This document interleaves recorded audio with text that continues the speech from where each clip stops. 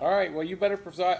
Here's what I'm going to do. I'm going to give you the benefit of the doubt today because what you're saying does not add up with what's being reported to me. You see this report? It's pretty thick. A lot of information about you. So you can't just come in here and tell me stories. When you come into my courtroom, you better have documentation with you because everything will be checked up on. You understand? And if I find out you're lying to me, it's not going to go well for you. The judge immediately notices that Rachel's story doesn't match the information in the report. With a thick file in front of him, he makes one thing clear: every claim she makes will be verified, and if she's caught lying, the consequences could be serious. To change your plea to guilty to the one count of the indictment. The court accepts your plea but does not make a finding of guilt. Instead, I'll hold your plea in abeyance or set it aside and require you to complete a plan of intervention. If you successfully complete the plan of intervention, then the prosecution of this case will end with no finding of guilt, and I will dismiss this felony against you. Do you understand that? Yes, Your Honor. The other side of it is, though, if you fail to complete the plan of intervention, if you continue to use illegal drugs or you otherwise break the law, then I will be able to make a finding of guilty that's based on your plea today, and then I'm going to sentence you on this felony. Do you understand that part of it? Yes, Your Honor. How old are you? 21. How far did you go in school? I did. You didn't go to school at all? Your report says you completed the 3rd grade? I never got to go to school. I'm sorry? I never went to school. You never went to school at all? No, my mom, she tried to homeschool me, but she never completed it. Are you able to read and write the English language? Yes. Are you a citizen of the United States? Yes. Has anyone promised you how the court would sentence you if you fail to complete ILC? Do you understand the question? Not really. Do you know what a promise is, right? Yes. Has anyone promised you how I will sentence you if you mess up on this ILC? No. Has anyone threatened you in any way to get you to plead guilty against your will? No. Are you satisfied with the legal representation that you've received from Ms. Diefenbach? Yes. Are you currently under the influence of any drugs or alcohol? Do you take medication that interferes with your ability to understand what's going on today? I have in front of me a document called a change of plea. On the 2nd page, on the line marked defendant, there appears a signature. Did you sign this? Yes. Did you read this and go over it with your attorney before you signed it? Do you believe you understand what it says? Yes. This document says you're entering a plea of guilty to one count of aggravated possession of drugs, a felony of the 5th degree. That carries a maximum penalty of 12 months in prison and a maximum fine of $2,500. The prison term is not mandatory. Do you understand the maximum fines or maximum penalties? Yes. All right, Ms. Tranter. On or about April 4th, 2026, Warren County, State of Ohio, defendant Rachel Small did knowingly obtain, possess, or use a scheduled controlled substance, being methamphetamine, a Schedule II, in an amount of 1.03 grams. Ms. Diefenbach, anything on those facts? No, sir. Ms. Small, did you hear the statement that was read? Yes, sir. Do you admit that what she said is true? Yes, sir. And again, you understand all the rights you're giving up when you enter a plea of guilty. What's your plea?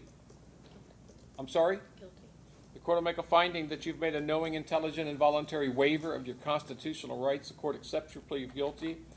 Ms. Small, I am going to grant your motion for intervention in lieu of conviction and order these proceedings stayed pending the completion of the terms of that supervision. So you will be on ILC for a period of 3 years, up to 3 years. You will be subject to the supervision of the Warren County Probation Department. You're ordered to refrain from use of any drugs or alcohol or marijuana. There's no THC use in any form. Do you understand? Yes, Your Honor. Why aren't you working? I am. Oh, I have 2 jobs. what? I Where? have 2 jobs. Where do you work? I'm a pet groomer at, Is this a valid, verifiable job? yes, sir. It's not under the table. No. I put money in the bank. I'm sorry? I just put money in the bank a couple days ago. Well, that's really not what I meant by under the table. I mean, are you reporting this income and having taxes withheld? Yes. Okay. The level of care that is being recommended is residential. I finished the coach. I went through residential of the coach. I went through PHP, IOP, sober living, and I'm still doing outpatient. Where are you doing the outpatient? Through, what's it called? Like KEV? KEV Health. KAV reported to us that they had unsuccessfully terminated her. I unsuccessfully did the residential, like the in-house part, but I did do all of the coach. But I didn't do the in-house of Izzy's house, so I just kept doing the outpatient of KEV. I also have that she did not complete DeCoach successfully. She left treatment against staff advice. You understand that when you did it, you know, what you tell me, everything gets verified. These agencies that we send you to, they report to us. Do you understand that? Certificates. I'm sorry? I have certificates. Where are they? I did successfully complete residential, I did PHP, and I did IOP, and then I went to Izzy's house for sober living, and I didn't complete the in-house, so I did the outpatient so I could work and try and get my kids back. What was this whole deal about you leaving the state of Ohio? I didn't leave. I asked if I could leave because my niece passed away into a car wreck. She was 4. But you told the people at Izzy's that you were leaving the state, right? I asked them if I could, and they said if I could verify it with my probation. There seems to be a lot of conflict in what you're telling me versus what these different organizations are telling me. It doesn't add up. I offered to wear GPS so they could see. You're on a GPS, aren't you? No. Let's do this. Ms. Small, I'm going to tell you right now, I am going to place you back on a monitor today. You're going to be placed on electronically monitored house arrest. What that means is you do not leave your house for any reason unless you have permission of community corrections. Do you understand that? You don't run to the drugstore. You don't run to the gas station for cigarettes or whatever. You don't leave your house. That's what house arrest is. At this point, the judge has heard enough conflicting information. He decides that simply taking Rachel at her word isn't enough. Instead, he orders her back onto electronic monitoring and makes it clear that she cannot leave her home without permission. Because the recommendation is that I commit you to a residential facility and then from there into sober living. Where are you living now? Franklin. at my With? mother's. My mother. Is your mother in active use? No.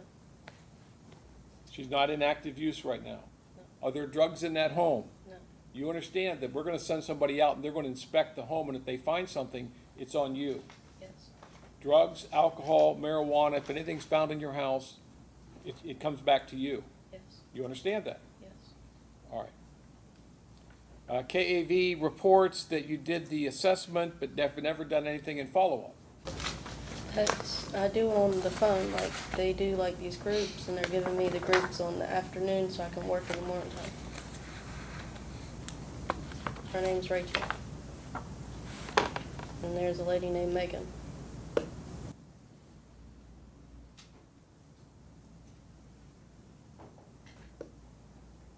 KAV reports that you did the intake on June 30th, 2026, and you were assessed, but other than that, you have not attended any treatment appointments. He works with Izzy's house, and I was through Izzy's house through KAV because they use. Did you just not tell me you were going to do your outpatient with KAV? Yeah, like. But So Izzy's house is the in-house, but I didn't go with in-house. I stopped doing that part, and I just went directly with the people that Izzy's house used, which is KAV.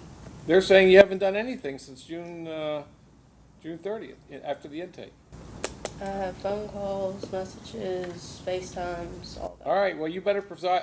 Here's what I'm going to do. I'm going to give you the benefit of the doubt today, because what you're saying does not add up with what's being reported to me. You see this report? It's pretty thick.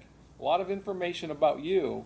So you can't just come in here and tell me stories. You come into my courtroom, you better have documentation with you, because everything will be checked up on. You understand? And if I find out you're lying to me, it's not going to go well for you. Yes, sir. Are we clear on this? Yes. All right, so let's allow her to, let's not do the residential this time. Instead, I'm going to put her on a monitor. Let's do with the we'll start with the KAV treatment. You are ordered to successfully complete it. So if I get a report from KAV that says that that they have terminated you unsuccessfully, I'm gonna accept what they say, not what you come in here and tell me. Yes, sir. And you better be prepared to present all of this documentation to your probation officer, because it's not just a matter of your word. You have to document everything that you do. Yes, You sir. must communicate. You don't leave the state without permission of your probation officer. In fact, you don't leave your house. Yes, sir. You're on house arrest right now. Yes, sir. You have 11 days jail time credit. I also want you to get your GED. Do you know what that is? Yes. All right, you're gonna get some sort of diploma on this. Thank you. Ms. Small, you've come in here today very unprepared. One of the reasons that I even let you out of jail initially was for you to get treatment, and it doesn't look like, according to what they're reporting, that you've completed anything. Even though you're coming in here and telling me that you successfully did this, you successfully did that, but you have no documentation of any of this. That gentleman I just sent to prison, he's been in jail and he brought me 2 certificates of completion. So you have documentation, you better provide it to your probation officer. I'm not gonna be playing games with you. Yes, sir. Your Honor, DeCoach did just email us saying that she left against staff advice on June 28th and reported that she would go to another facility with her boyfriend.